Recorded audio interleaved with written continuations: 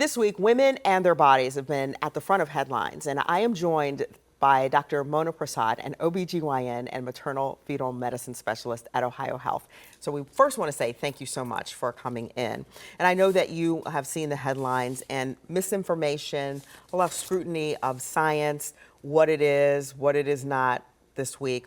Can we just start with you talking about what women should know who are pregnant or trying to get pregnant? What should they know about trusted sources during pregnancy? Mm-hmm. It has been a busy week. You're for sure right. But I think when it comes to trusted sources, there is so much input that women are getting right now, and it's impossible for a single person to distill through it all. And it's kind of impossible even for physicians to understand what all is out there and what they're needing to answer to for patients. I think now is a time more than ever for patients to really connect with their physicians, trust what they're telling you.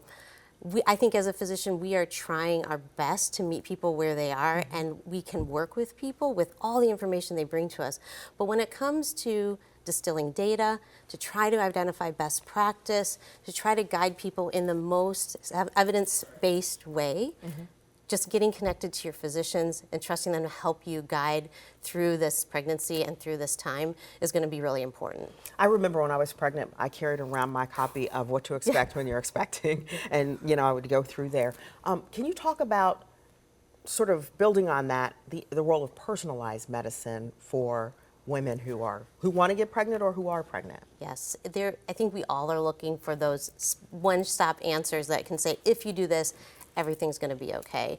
And I think you're right. It is difficult for us to be able to do that for every person. And every person brings with them a different handbag of experience, a different need for a medication, a different risk factor that we need to mitigate. And for each human, that is something that we have to be specific about and intentionally individual about. And so you're right. Being individual is really important, and the best person to help you through that is your physician. So with that said, can you talk a little bit about the conversation around, maybe it's caffeine, maybe it's raw fish. I just keep thinking about the things I didn't eat, the things I wanted to eat. What do women need to know about the connection between their body and the baby? Yes, I think with all of those exposures, we're trying to find how to most safely navigate the unknown. And then when it comes to pregnancy, it's easiest to just say don't do any of it, because then the exposure is eliminated, we don't have to worry about it, and we don't have to think about every next step. I think the challenge comes in the data that's required to give people confidence that their choice is actually the right thing, because to do research like that, you have to be able to say, okay, Mom, I'm going to give you that exposure, and we're going to do it and do it and do it and see what happens to your baby. And you moms over here, we're not going to give you that. And probably you'll be okay. And so you can imagine nobody's going to sign up for that kind of research. And so we will always have this kind of data-free zone that we'll be operating from, because I wouldn't ask a patient to sign up for it. It's unethical to do that kind of work. But I think we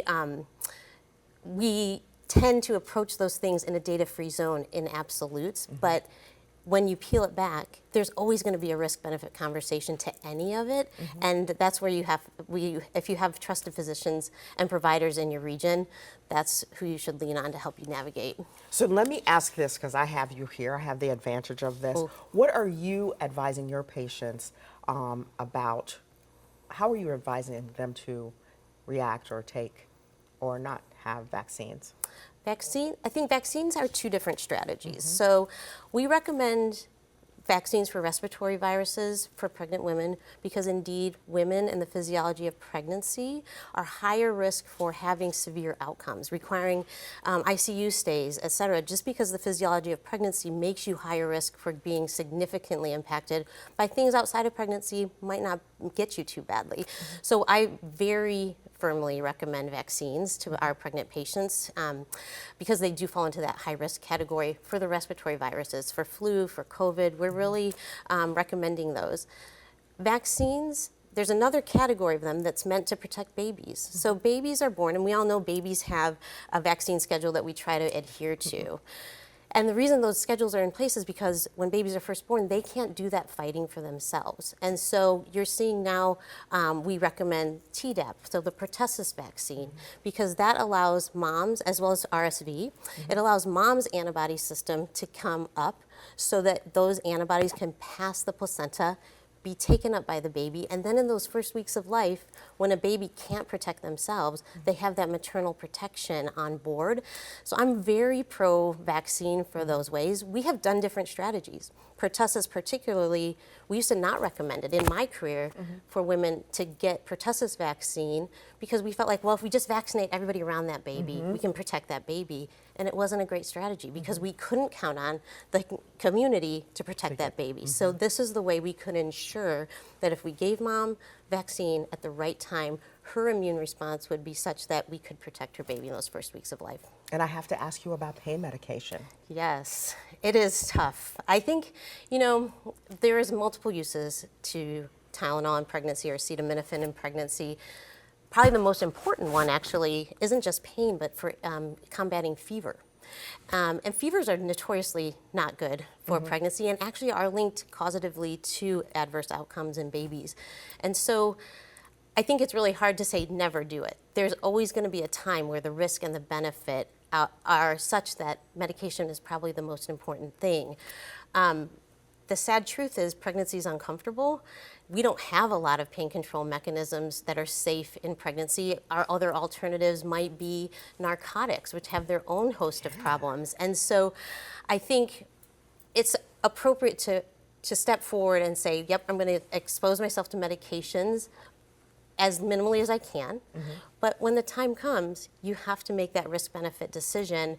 And I think right now to avoid it dogmatically because you're concerned of the risk of autism or other adverse outcomes in your child is probably a big overstatement of the conversation that should be had around that medicine.